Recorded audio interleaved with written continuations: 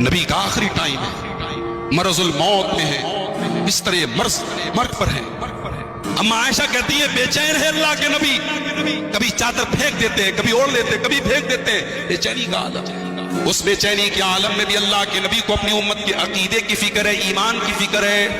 اللہ کے نبی اس بے چینی کے عالم میں کہتے ہیں لعن اللہ الیہود والنصارى اتخذوا قبور انبیائہم مساجد۔ اللہ کی لعنت ہو یہودیوں کے اوپر، اللہ کی لعنت ہو نصارہ کے اوپر، انہوں نے اپنے نبیوں کی، اور ایک روایت میں یہ الفاظ ہے، اپنے نیک لوگوں کی قبر پہ سجدہ کرنا شروع کر دیا، اپنے نیک لوگوں کی قبروں کو مسجد بنا لیا۔ اما عائشہ کہتی ہیں آخری ٹائم میں اللہ کے نبی یہ کیوں کہہ رہے تھے؟ یحذر ما صنعوا، اپنی امت کو خبردار کر رہے تھے، دیکھو تم قبر پرستی میں مت لگ جانا، تم مزار پرستی میں مت لگ جانا، تمہاری پیشانیاں مزاروں اور قبروں پر جھکنے نہ پائیں، یہ گناہ تم مت کرو۔ میرے نبی کو اپنی امت کے ایمان کی فکر ہے، اپنے آخری ٹائم میں لوگ اپنی پراپرٹی کی بات کرتے ہیں، اپنے بچوں کے فیوچر کی بات کرتے ہیں، میرے نبی اپنے آخری ٹائم میں اپنی امت کے ایمان کی فکر کرتے ہیں۔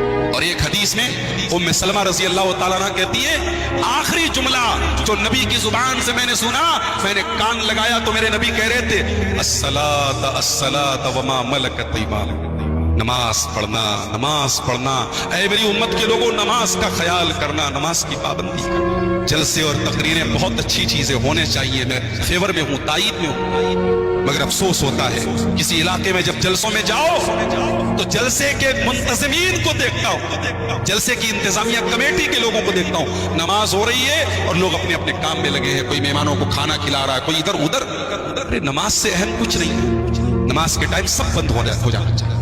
الصلاۃ الصلاۃ، نماز وہ چیز ہے، میرے نبی آخری ٹائم میں اپنی امت کو وصیت کر رہے ہیں نماز کا خیال، وما ملکت ایمانکم، اور اپنے ماتحتوں کا خیال کرنا، اپنی بیویوں کا خیال کرنا، اپنے بچوں کا خیال کرنا، اپنے نوکروں کا خیال کرنا، جن کے تم گارجین ہو، جن کو تم سرپرست ہو، ان کے حقوق کا خیال کرنا، ان کے ساتھ ناانصافی مت کرنا، ظلم مت کرنا۔ اس نبی سے ہم پیار کیوں نہ کریں میرے بھائی؟ ایک آخری بات بیان کر کے بات ختم کروں گا۔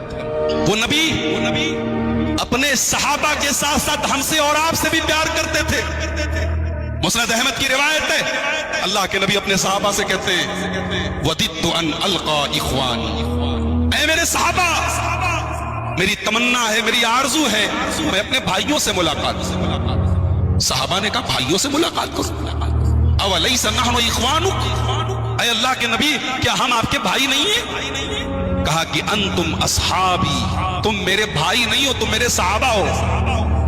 وَإِخْوَانِي الَّذِينَ آمَنُوا بِي وَلَمْ يَرَوْنِي، میرے بھائی وہ لوگ ہوں گے جو میرا کلمہ پڑھیں گے، میرے اوپر ایمان لائیں گے، لیکن میرا دیدار نہیں کیا ہوگا۔ اس حدیث کی تشریح میں علماء لکھتے ہیں کہ قیامت تک آنے والے وہ تمام مسلمان اس میں شامل ہیں جنہوں نے نبی کا دیدار نہیں کیا ہے لیکن نبی کے لیے جان چھڑکتے ہیں، نبی سے پیار ہے۔ سفر کا مہینہ چل رہا ہے، اگلا مہینہ ربیع الاول کا آنے والا ہے، محبت رسول کی باتیں ہوں گی، محبت رسول کے نام پر بہت سارے پروگرام ہوں گے، محبت رسول کے نام پر جلوس نکلیں گے، محبت رسول کے نام پر گلیاں سجائی جائیں گی، محبت رسول کے نام پر بہت کچھ ہوگا، مگر میرے بھائیوں ہم نے سمجھا ہی نہیں کہ رسول کی محبت ہے کس چیز کی۔ آؤ صرف ایک جملے میں بتاتا ہوں رسول کی محبت کیا ہے۔ وَمَا آتَاكُمُ الرَّسُولُ فَخُذُوهُ وَمَا نَهَاكُمْ عَنْهُ فَانْتَهُوا، رسول سے محبت کرتے ہو، رسول جو دے دیں لے لو، اور جس سے منع کر دے رک جاؤ، بس یہی ہے محبت۔ یہی زندگی بھر تقریر سنتے سنتے مر جاؤ، اگر اس آیت پر عمل نہیں کیا تو محبت رسول پر عمل نہیں کیا، محبت رسول کا مطلب نہیں سمجھا۔ ہمارے نوجوانوں کو دیکھو کیا کیا حرکتیں کر رہے ہیں، کیا کیا کیسے کیسے ان کے چہرے ہیں، کیسے بال ہیں، کیسے ہیئر اسٹائل ہے، کیسے فیشن ہے، کیسے کپڑے ہیں۔ یہ ہے کیا محبت رسول؟ اسی کا نام ہے۔ محبت رسول کا مطلب اگر سمجھنا ہے ذرا اس صحابی سے سمجھ لو جس کا نام لے کر کے اللہ کے نبی نے کہا تھا کہ خریم بہت اچھا انسان ہے، خریم بہت نیک انسان ہے، بس دو چیزوں کی کمی ہے، بال بہت لمبے لمبے ہیں اور کپڑا ٹخنے کے نیچے رہتا ہے۔ حضرت خریم رضی اللہ تعالیٰ عنہ کے کانوں میں اللہ کے نبی کا یہ جملہ پہنچ گیا۔ اگر میں یہ کہوں کہ اس زمانے کے حساب سے حضرت خریم نے فیشن کیا تھا، بال تھوڑے لمبے لمبے رکھ لیے تھے، کپڑا تھوڑا ٹخنے کے نیچے جا رہا تھا، فیشن کر رہے تھے، مگر نبی کا یہ جملہ پڑا کانوں میں کہ نبی نے کہا ہے کہ یہ دو چیزیں چھوڑ دو تو بہت اچھے انسان۔ ابو داؤد کے الفاظ ہیں حضرت خریم نے کینچی اٹھائی اور بال چھوٹے چھوٹے کر لیے اور کپڑا کاٹ کر کے ٹخنے کے اوپر۔ ہم کب अपनी दाढ़ियों को छोड़ेंगे उसके।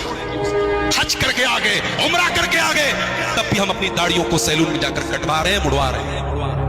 रात रात भर तकरीरें सुन रहे हैं और नमाज से दूर हैं।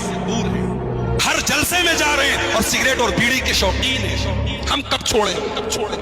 सहाबा ने तो अपने नबी की मोहब्बत में दुनिया छोड़ दी, मकान छोड़ दिया, माल छोड़ दिया, बीवी बच्चे छोड़ दिया। हम सिगरेट नहीं छोड़ सकते, बीड़ी नहीं छोड़ सकते। मेरे भाइयों, सहाबा नबी से 10 आयतें सीखते थे और उसके बाद पहले उसके ऊपर अमल करते थे, फिर आगे बढ़ते। इसीलिए बाज़ उलमा कहते हैं कि बहुत लंबी तकरीरें सुनना और सुनाना कभी कभार की बात अलग है। सहाबा का मनहज नहीं था, सहाबा का तरीका नहीं था। सहाबा और अल्लाह के नबी का तरीका मुख्तसर बातें सुनने। हमारा मिजाज गड़बड़ हो गया, हमें लंबी बातें पसंद। ठीक है, अच्छी बात है, आप अगर 2-2, 3-3 घंटा बैठकर तकरीर सुनना बहुत अच्छी बात है, मगर अमल का जज्बा भी होना चाहिए। हजरत अली रजी अल्लाह ताला नबी के चौथे खलीफा हैं और सहाबा में चौथे नंबर पर फजीलत और मकाम के एतबार से। इनसे अल्लाह के नबी ने फरमाया था एक मौके पर कि ऐ अली, जब रात में बिस्तर पे सोने जाया करो तो 33 बार सुभान अल्लाह, 33 बार अल्हम्दुलिल्लाह और 34 बार अल्लाहु अकबर पढ़ दिया। हजरत अली कहते हैं रजी अल्लाह ताला, फमा तरक्तुहुन्ना मुन्ज़ु समिअतुहुन्ना मिन रसूलिल्लाहि सल्लल्लाहु अलैहि वसल्लम। अरे जिस दिन से मैंने नबी की जुबान से ये वजीफा सुना, ये अमल सुना, कभी ये अमल मैंने छोड़ा नहीं। रात में बिस्तर पे सोने गया तो ऑटोमेटिक मेरी जुबान पर ये तस्बीह जारी हो। पूछने वाले ने पूछा कि ऐ अली, आपकी जिंदगी में एक रात आई थी, सिफ़ीन की रात। अगली सुबह सिफ़ीन की लड़ाई हुई थी, मुसलमानों से बड़ी खतरनाक लड़ाई हुई थी। ऐ अली, क्या सिफ़ीन की रात भी आपने ये दुआ पढ़ी थी? बुखारी के अल्फाज हैं, सैयदना अली मुर्तजा रज़ी अल्लाह ताला अन्हु कहते हैं, वला लैलत सिफ़ीन, मैंने सिफ़ीन की रात भी ये तस्बीह पढ़ी है, सिफ़ीन की रात भी मैंने ये तस्बीह नहीं छोड़ी। हमारे अच्छे खासे हाजी नमाजी लोग, घर में शादी होती तो उनकी भी नमाज छूट जाती है। कोई कहता है अरे मैं नमाज में दिखाने हो नहीं, तो जवाब होता है अरे वो घर में शादी रही, शादी में छूट गई नमाज। हमारे लिए शादी ज्यादा इंपॉर्टेंट है। यहाँ अली की जिंदगी में जंग आई, जंग की रात आई, मगर नबी ने जो तस्बीह सिखाई है वो तस्बीह नहीं। मेरी माए बहनें, आज देखें उनकी हालत क्या है दीन के बारे में। साल में एक बार आप ईद की नमाज पढ़ने चली गई, बकरीद की नमाज पढ़ने चली गई, जलसा हुआ, जलसे में तकरीर सुनने आ गई, हो गया दीन पर अमल। आपका लिबास, आपका मेकअप, आपका फैशन, आपकी बोलचाल। अभी आपने हसद पर तकरीर सुनी, क्या हसद का मादा आज औरतों में सबसे ज्यादा नहीं होता? उम्मे हबीबा रज़ी अल्लाह ताला हजरत अमीर मुआविया की बहन है, नबी की बीवी है, हम सबकी माँ है। उम्मे हबीबा रज़ी अल्लाह ताला अन्हा कहती है कि नबी की जुबान से मैंने सुना, जिसने 12 रकात नमाज़ें पाबंदी से पढ़ी, जिसने 12 रकात नमाजों की दिन रात में पाबंदी की, अल्लाह ताला जन्नत में उसके लिए बनल्लाहु लहू बैतन फिल जन्नह, अल्लाह जन्नत में उसको महल अता फरमाए। ये कौन सी 12 रकात नमाज है? ज़ोहर के पहले 4 रकात, यानी 2-2 करके 4 रकात, ज़ोहर के बाद 2 रकात, मगरिब के बाद 2 रकात, इशा के बाद 2 रकात और फजर के पहले 2 रकात, 12 रकात।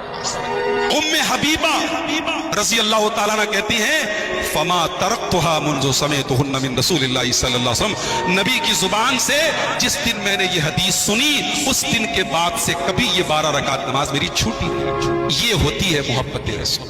अल्लाह ऐसी मोहब्बत हम सबके दिलों में पैदा फरमाए।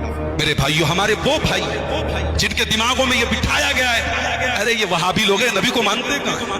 काश के उन्हें समझ में आ जाए कि अरे हम तो वो हैं जिन्होंने नबी की हदीसों के आ जाने के बाद किसी को खातिर में नहीं रखा है।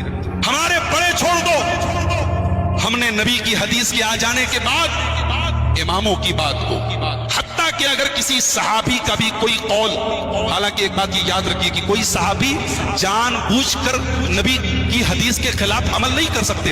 हो सकता है सहाबी को वो हदीस ना मिले, बहुत सारी हदीसें एक सहाबी को मिली, दूसरे सहाबी को नहीं मिली। अगर किसी सहाबी का भी कोई अमल अल्लाह के रसूल की हदीस के खिलाफ हो तो अहले हदीस वो जमात है तो सहाबी के पूरे एहतराम और पूरे सम्मान के बावजूद सहाबी का वो अमल कबूल नहीं करती, सिर्फ इसलिए क्योंकि नबी की सही हदीस उसके खिलाफ मौजूद। हम तो वो जमात, हमारे ऊपर इल्जाम लगता है ये लोग इमामों को नहीं मानते, हालांकि हम मानते हैं, लेकिन इमामों की वो बात नहीं मानते जो हदीस के खिलाफ। ऐसी जमात के बारे में और ऐसे लोगों के बारे में कहा जाए ये लोग नबी को नहीं मानते।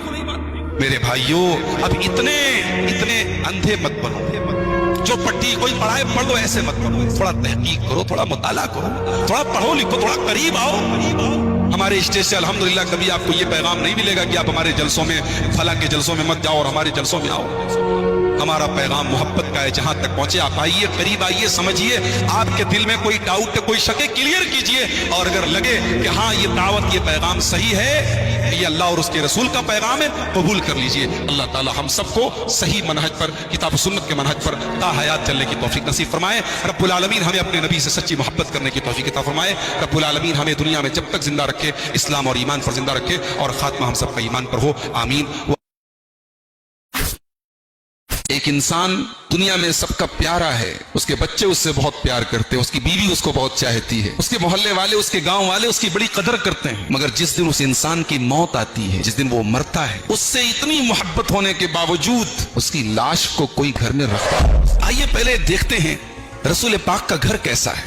अल्लाह अकबर। बड़ा मामूली सा घर है, आज की तरह बहुत शानदार नहीं है, उसमें डेकोरेशन नहीं है, उसमें सजावट के आइटम्स नहीं है, दुनिया की तरक्की के